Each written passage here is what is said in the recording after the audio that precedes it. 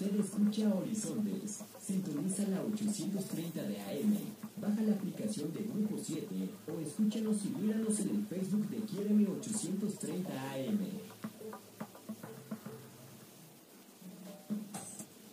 Hola, buenas, otra vez de regreso aquí en Horizontes, a nombre de su titular, Araceli Álvarez, aquí León de Vivar los saluda. Les doy los teléfonos otra vez, 1035-0043. Estamos en un programa de lujo con don Antonio Velasco Piña, autor de los libros Regina, Tlacaelel, El Círculo Negro, etcétera, etcétera, etcétera. Lo estamos entrevistando. Les recuerdo que también, además de lo que nuestro anuncio dice, nos pueden ver en YouTube, en el canal de Horizontes. Y bueno, repito el número 1035-0043 para que nos llamen aquí a cabina. Tenemos algunas llamadas. Rafael González de la Venustiano Carranza. ¿Cuánto tiempo le llevó a escribir el libro y cuál ha sido la parte más difícil de plasmar? Felicidades al programa y a don Antonio. Claudia Bernal de Azcapotzalco. Felicidades por el invitado de hoy. ¿En dónde podemos conseguir el libro de Regina? Sergio Martínez de la Benito Juárez. No piensan llevar el libro a la pantalla grande al cine porque es un tema muy importante en la historia de los mexicanos. Sí, más o menos en resumen. Sí, la primera es ¿Cuánto tiempo llevó a escribir el libro? ¿Que era de lo que estábamos hablando? En cierta forma 20 años, ¿no? Pero 10 sobre todo dedicados nada más a escribir el libro. Los 10 primeros, que más tiempo escribí el libro de Tlacaelel y el recabar información. Ya escribí, la parte de la escritura fueron 10 años.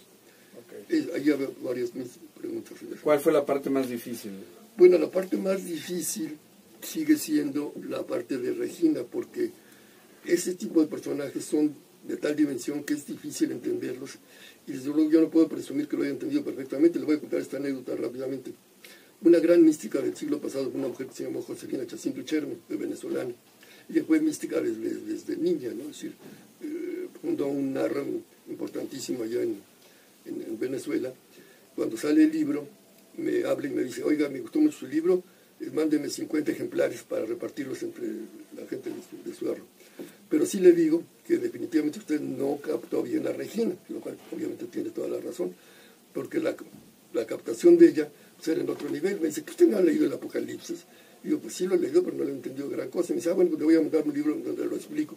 Me lo mandó y le entendí menos que al Apocalipsis, porque las personas que viven ya cierta sacralidad perciben la realidad en una forma que no es accesible para uno. Entonces, lógicamente, las explicaciones que dan son ya en un lenguaje distinto, no en el Apocalipsis. Y se haga de cuenta, cuando el león blanco se come al león rojo, aparecerá el león verde. Pues, ¿qué quiere decir con eso? Pues quién sabe. Se necesita tener un conocimiento profundo sobre los colores, sobre muchas cosas, sobre el simbolismo para poder explicarlo. Claro. Pues cuando ella me dice, pues está muy claro, el Apocalipsis aparece claramente explicada la misión de Regina y el personaje de Regina. Pues lo leo a uno y dice, ¿dónde está Regina? ¿Quién sabe? Entonces, eso me hace entender que yo capté a mi nivel de conciencia bastante limitado lo que es Regina.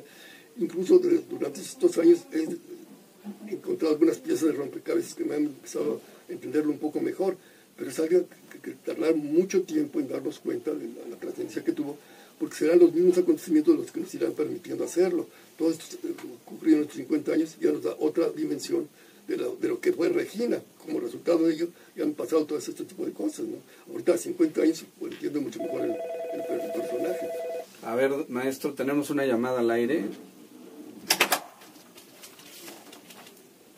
Hola, tenemos a Irma Eugenia de Coyoacán al aire, adelante. Ay, muchas gracias. Bueno, maestro Antonio Velasco, yo lo admiro muchísimo. Este libro tan hermoso que escribió, bueno, todos son hermosos, pero el de Regina, a mí me parece un libro que debe ser obligado en las escuelas, ya sea en la historia o en la literatura. Y me atreví a escribirles a cada uno de los presidentes que han estado para decirles que por favor lo hagan obligado en las escuelas, porque debería toda la gente saber esta misión de Regina. Y gracias, maestro Velasco Piña, por haberlo plasmado tan hermosamente. No, muchas gracias a usted por sus comentarios y por la labor que ha hecho de la difusión de este personaje, porque, insisto, no es falsa modestia. El libro y yo no somos lo importante es misión que está cumpliendo en todo el mundo, ¿no? Así que muchas gracias por participar en esa misión. Gracias, maestro. Dios lo bendice de verdad. Gracias, Irma. Hasta luego. Hasta luego. Gracias, Leo.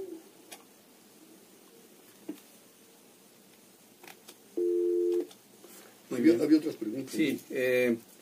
¿En dónde podemos conseguir el libro de Regina Claudia Bernal de Azcapotzalco? Mire, en las librerías grandes donde siempre tienen algún stock de libros, aquí en la Ciudad de México, por ejemplo, pues en Gandhi, en Porrúa, en el Sótano. En las otras librerías, por ejemplo, en Sambors, a veces lo tienen y a veces no lo tienen. Pero en las librerías grandes siempre están. Siempre está a la venta, desde siempre. Ok. Sergio Martínez, le recuerdo su pregunta, era ¿por qué? Que si no piensan llevar el libro a la pantalla grande. Sí, ha habido varios intentos y hasta ahorita no han prosperado, ¿no? El más importante fue el de los Douglas, de los Estados Unidos, que estaban muy interesados en hacer la película. Mire, en estos casos yo siempre sé que se hará cuando ella quiera que se haga, ¿no? Es decir, que en el momento en que ella sienta que es ya el momento de hacer la película, se va a hacer. Eso no me preocupa, pero sí ha habido intentos para hacerlo. Ok, maestro, pues continuemos. Yo tengo, a la hora de escucharlo, cuando resalta y recalca y subraya que empezó con Tlacaelel, Sí. Y de ahí tomó la experiencia para escribir y todo el know-how para llegar a la investigación más profunda y de ahí pasarse a la investigación y a la escritura del libro Regina. Sí. Me surgió una duda que veníamos platicando en el camino también. A veces en los círculos de mexicanidad se honra más lo último que lo primero. Y yo lo he escuchado a usted varias veces, sobre todo de hace poco para acá más, Sí. como una preocupación suya, inclusive de legado de ese nivel, Sí. el que resalta que nos fijemos más en lo más antiguo de Mesoamérica que en lo último, Sí, claro. en lo teotihuacano. Claro, porque recuerden ustedes que como todas las culturas, el caso de la cultura náhuatl tuvo diferentes etapas. La etapa sagrada, que es la que se inicia, que es la más importante, es cuando se logra una mayor espiritualidad en toda la comunidad. Y entonces es el que debemos tomar como modelo, lo que se alcanzó en esa etapa, que básicamente consiste en mantener una integración con el cosmos, con el orden cósmico, al máximo, ¿no? Es decir, estar muy vigilantes de que el orden humano esté acorde con el orden cósmico. Entonces, eso es lo más importante que se logró en esa época. Luego viene la etapa ya de los toltecas, que es la etapa heroica, donde el guerrero sagrado es el más importante. Luego la etapa humana, que es la que corresponde a los aztecas, en la cual se tienen bellos ideales, pero como ya no se conoce bien cómo funciona el orden cósmico, es cuando se caen, por ejemplo, los sacrificios humanos, en esa etapa, que obviamente es un error. Y luego la etapa del rebaño, en la que estamos actualmente, no solo en México, sino en todo el mundo, en donde se pierde totalmente toda escala de valores, nada más se atiende a los valores materiales. Pero en esta etapa, que es la última de todo un ciclo, es cuando empieza a surgir otra vez la etapa sagrada, que es en lo que estamos ahorita, es decir, empieza ya a haber un renacimiento de lo sagrado, una búsqueda de lo sagrado para poderse conectar otra vez con lo divino, ¿no? Importante. Entonces, están al mismo tiempo en este momento dando estos dos procesos. Primero, el proceso de la desintegración de una etapa, que es lo que nos dan todas las noticias, es lo que nos informan. Cuántos muertos hubo, cuánta corrupción hubo, cuánta degradación hubo.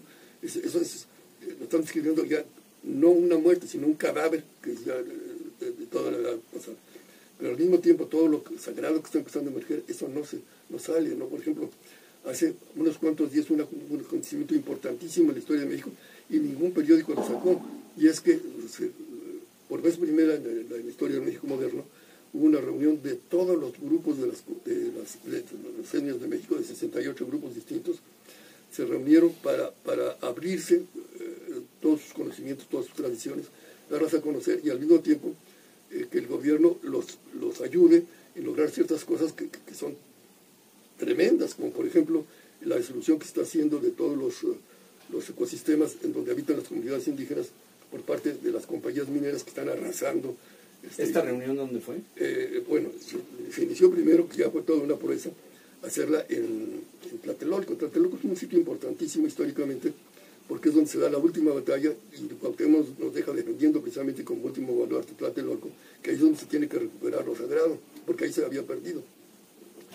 Entonces, es donde riegan su sangre los mártires del 68. Exactamente. Y que como decía el general Felipe Ángeles, La sangre de los mártires fecundiza las grandes causas. Así es. Pero sí, Bueno, entonces se hace ahí un ritual que fue muy cómico, la reacción, por ejemplo, de las autoridades, me dice el encargado de la vigilancia, dice, es que las ruinas arqueológicas no son para hacer ceremonias en ellos.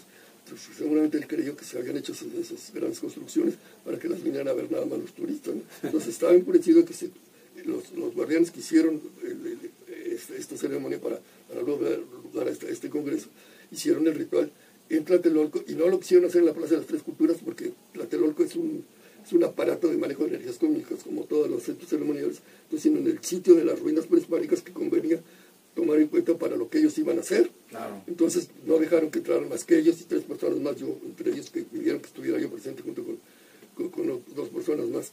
Entonces hicieron ese ritual estupendo, y luego hubo una reunión en la que ellos empezaron a presentar la posición que tiene ante el gobierno, como les digo, que si tienen que cambiar eso, que las concesiones mineras las tiene que dar la federación, no es ni siquiera en lo que intervengan los estados, sino federal, pero lo que ellos piden es que lo tomen en cuenta ellos para que no se permita que se les dé concesiones a compañías que están destruyendo el medio ambiente, tienen todo el derecho de vivir eso, ¿no?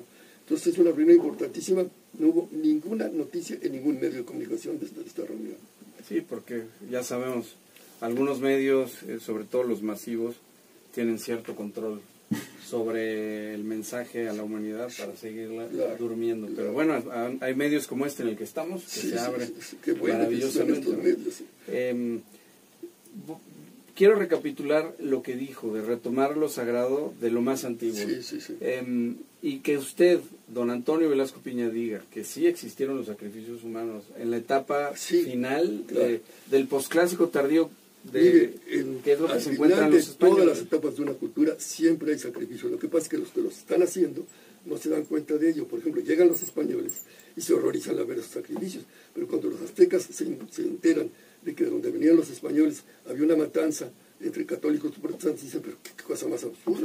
Se horrorizan. ¿Cómo es posible que nosotros tenemos una concepción de lo sagrado y no por eso vamos a matar a los zapotecas que tienen otra? Pero algo que decir, la tradición, la Huehuetlamatilixtli, la tradición antigua de nuestra nación, de nuestro pueblo, de las culturas indígenas que viven sobre este suelo sagrado, de este chakra planetario, cuyo nombre es México, tienen un mensaje milenario, sagrado, que se honró en su máxima expresión en Teotihuacán, en el caso de la cultura náhuatl. Y en el caso de la cultura maya, en otro lugar, cada una de las 4 grandes culturas, la olmeca, la maya, la zapoteca y la náhuatl. Y todo eso es lo que hay que buscar, retomar para sacralizar la vida actual. Exactamente. Y decir que entonces eran inclusive monoteístas, creían en Ometeo, el Padre, Madre, Creador, cuyos adjetivos eran Ipalnemohuani, aquel por quien todos viven, el Tloquenahuaque, que está junto a todo y junto al cual está todo, el todo, y fue mucho después, fueron ellos, los que construyeron las grandes pirámides, que ya en la etapa posterior están hasta enterradas por la naturaleza, y que eso es lo que hay que rescatar y honrar. Exacto. Un comentario más sobre los sacrificios humanos, que hasta época muy reciente se realizaban en gran escala. Por ejemplo, yo era comunista, entonces usted era capitalista, pues lo mandaba a matar. ¿Para qué? Para que se lograra el bien común, la igualdad. Obviamente no funcionaba, pero se seguían haciendo sacrificios humanos. Ahorita ya no se hacen, la gente ya no se mata por una ideología política, se mata para quitarle un reloj de 20 pesos en la esquina o por los bienes materiales, pero ya no se mata por un ideal como todavía ocurría antes. Pero los sacrificios humanos se han realizado en todas partes, a gran escala, pero los que lo hacen no lo entienden, se mata porque dicen, no, yo mato para lograr el bien común de toda la humanidad, y que triunfe el comunismo. Eran sacrificios humanos, o sea, se está matando a los seres humanos con base en un ideal muy elevado como el de los aztecas al aventar el sol, pero que no tiene nada que ver con la realidad, porque ya no se entiende cómo funcionan las leyes cósmicas, ¿no? Así es. Malentendieron el autosacrificio de los dioses, ¿no? Que Nanahuatzin y Tecusitecatl, que en Teotihuacán dieron su propia vida para dar inicio al quinto sol, de manera simbólica. Las cosas probablemente sucedieron de otra forma, pero el mensaje era autosacrifíquese, ¿no? No posteriormente con el paso de los siglos. Autosacrificar, que la parte negativa nuestra la tenemos que sacrificar. Todas mis emociones negativas, todo lo negativo tengo que sacrificarlo. Ese es el verdadero sacrificio. En pocas palabras, amigos y amigas, rescatemos lo más sagrado de nuestro pueblo, de México, y lo más noble, que es esa etapa gloriosa de Teotihuacán, de Monte Albán, de Tikal, de Cobá, quizá del Tajín y de todas las ciudades antiguas, las Huehuetolans, ¿no? Muy bien. Tenemos otra llamada.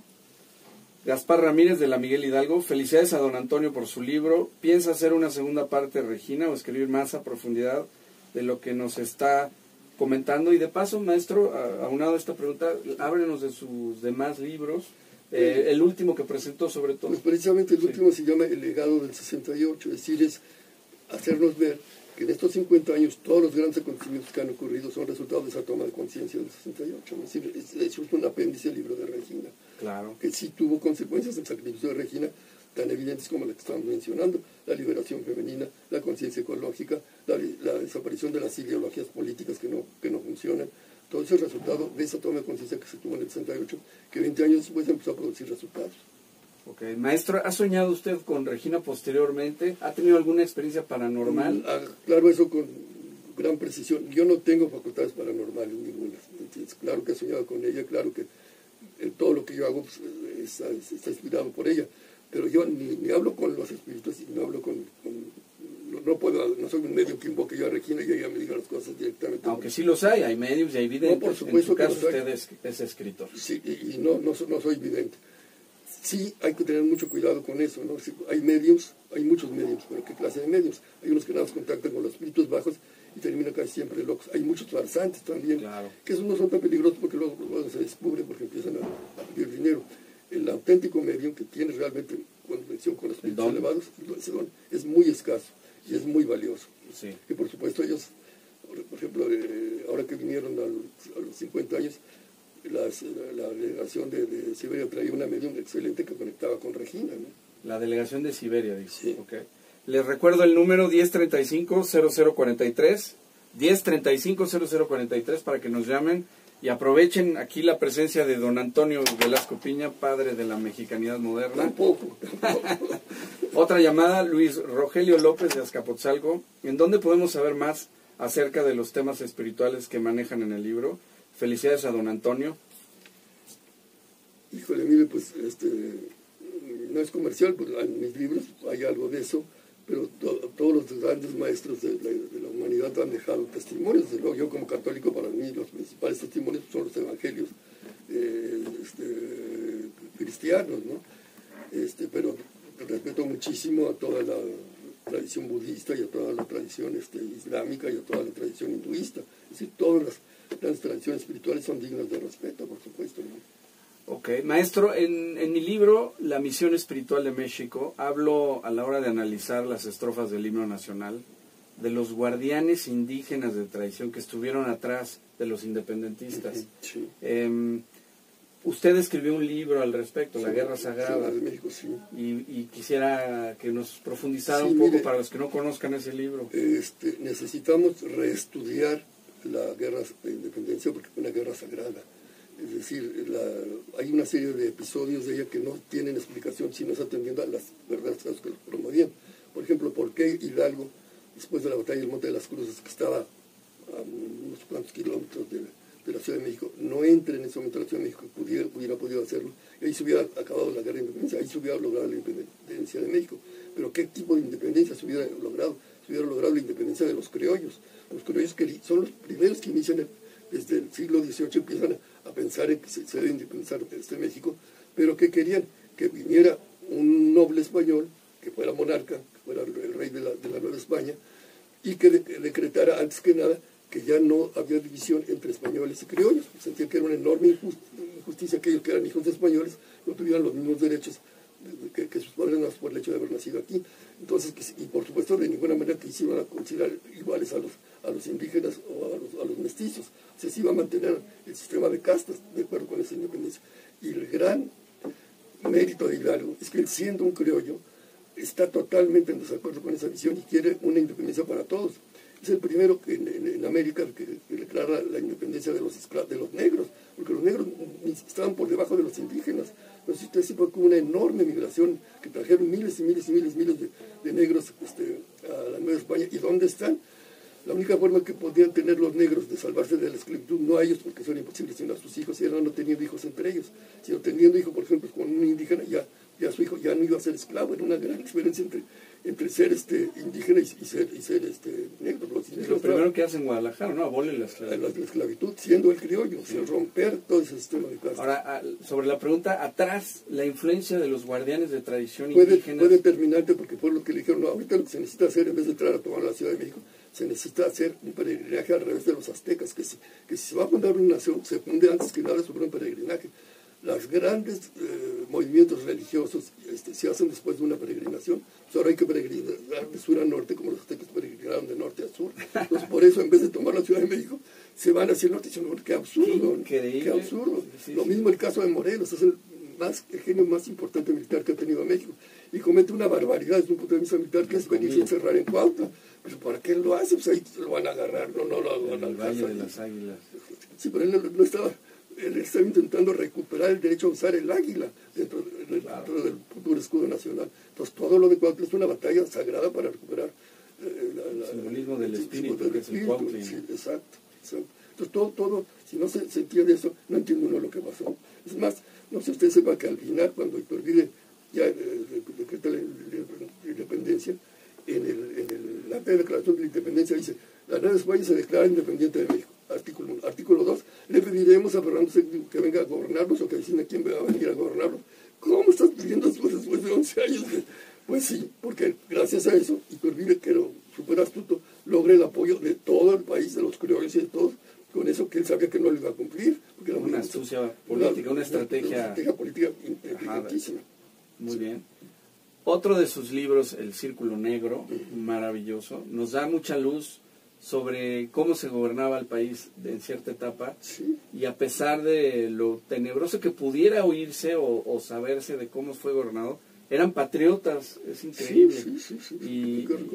Y tenían su estrategia para defender a México. Sí. Sin embargo, ¿qué nos puede decir el resumen ejecutivo profundo para nuestros escuchas? Eso es muy reciente todavía, porque toda la etapa desde 1929 hasta el año 2000 funcionó este sistema político, ¿no? Que funcionó muy bien. Se mantenía el control absoluto del país. No había tal democracia, los presidentes no eran presidentes, eran monarcas absolutos, pero nada más podían durar 6 años, porque había un círculo negro que impedía que se pudieran reelegir. Entonces hay que hacer un balance. Gracias a ese círculo negro no se podían reelegir. No se podían reelegir. Había pena de muerte si por eso no les ocurrió. Por eso no hubo reelección. El último que lo intentó, que fue Obregón, pues lo mataron. Entonces, el balance del PRI todavía quizás tarde un poco más de tiempo para hacerse bien hecho. Pero indudablemente arrojó buenos resultados y pésimos resultados. Los buenos resultados fue que hubo una estabilidad económica y política durante muchos años, y se permitió el crecimiento, por ejemplo, de las clases medias, porque se mantuvo una educación gratuita en todos los niveles, y una estabilidad económica también muy importante, en términos así rápidos. Pero también fue una etapa en la que no había ninguna posibilidad de que el pueblo manifestase su voluntad. Es decir, las elecciones eran una farsa, digamos, ¿no? Entonces creo que estuvo bien que se rompiera ya ese sistema y cayéramos. Claro, pasamos de la dictadura o del autoritarismo a la anarquía, en la que estamos todavía un poco viviendo, ¿no? Pero creo que esto se podrá superar, porque ya el pueblo con un sabe, sistema democrático ejemplar a nivel mundial. El pueblo sabe que sí tiene posibilidad, que sí votos, se cuentan los votos, pues sí tiene posibilidad de que si no le parece un gobierno, lo pueda cambiar por otro, que es lo que ya está empezado a hacer. ¿Y cómo llegó este presidente? Sí, en forma democrática. De ahí a que ya funcione mejor todavía falta un buen rato, pero ya estamos en ese camino, ¿no? Ok, nos queda poco tiempo y quisiera preguntarle acerca de Tlacaelel. Sí. ¿Por qué escogió, parafraseando lo de que hay que buscar hacia atrás en lo Teotihuacán o quizá lo Tolteca, ¿por qué escogió este personaje? Me llama mucho la atención, subrayo, la razón por la cual lo mataron fue porque quiso suspender los sacrificios humanos, ¿no? Entonces, a ver, bueno, mire, porque realmente en los últimos 1000 años de la historia de México el personaje más importante ha sido él, ¿no? Es decir, es un señor que nos dejó una gran lección, que es esta: cómo superar una etapa de total decadencia, como la que están viviendo, en producir un renacimiento que fue cultural y fue espiritual enorme. Como pues, que usted vaya a ver las obras más antiguas del Templo Mayor aquí en la Ciudad de México, que eran una porquería, porque eran simple imitación de las toltecas. Y de ahí ve uno la maravillosa escultura que llegaron a desarrollar los aztecas y todo el arte y como un pueblo luchó muroso lo convirtieron en una ciudad imperial y toda la labor que hicieron es extraordinario. Entonces es un ejemplo que dice, bueno, ¿cómo lograron eso? Y la clave ya saben cuál es: cambiar el sistema educativo para lograr que cada niño desarrolle su potencialidad creadora. Si cada niño tiene una potencialidad creadora y los sistemas educativos que tenemos, no solamente en todo el mundo, en vez de desarrollar eso, lo cosifican y lo encuadran en el y entonces Tlacaelel lo escogió por eso. Por eso, porque nos da una lección aplicable a este momento. ¿No? Sí. El líder transitorio. Sí, es un ejemplo el momento de para resolver los problemas que tenemos actualmente, es el personaje adecuado. Y esa lección última, ¿no? Dio su vida porque entendió que era el momento de suspender aquello por lo cual a Huizotl, ¿verdad? Lo mandó a matar. Sí.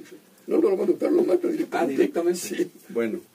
Finalmente, antes de cerrar, la mujer dormida ya dio a luz, maestro. Está dando a luz, evidentemente. Estamos en ese momento del parto. ¿Por qué? Porque esto se inicia desde el 48. Estos años para nosotros son muchísimos, 61 años es mucho tiempo. Pero históricamente es muy poco tiempo y ya podemos ver los cambios. Ya no es una profecía. Y hay señales evidentes de que se está cambiando la conciencia en el mundo entero, ¿no? Para pasar de una etapa de rebaño a una etapa sagrada. Y esto ya no es una profecía, ya hay personas, como el caso de Pati Ríos y de muchos otros pastores, que ya están encarnando esa nueva edad. Ok, maestro. Pues agradecemos muchísimo la oportunidad que nos dio de entrevistarlo, de visitarnos aquí en Horizontes. Nos vamos despidiendo ya. A nombre de la titular Araceli Álvarez, yo soy León I. de Vivar. Gracias en los controles a Fernando de Alba, Lucy Durán y a Yacer Sánchez. Muchísimas gracias a todos ustedes, queridos radioescuchas. Gracias, don Antonio. Nos vemos. Palabras. Por supuesto. Sí, adelante. En este cambio tenemos que participar todos, no debemos ser espectadores. Todos debemos participar personalmente, intentando elevar nuestra conciencia y haciendo lo mismo en el medio que nos rodea. O Meteotl. O Meteotl.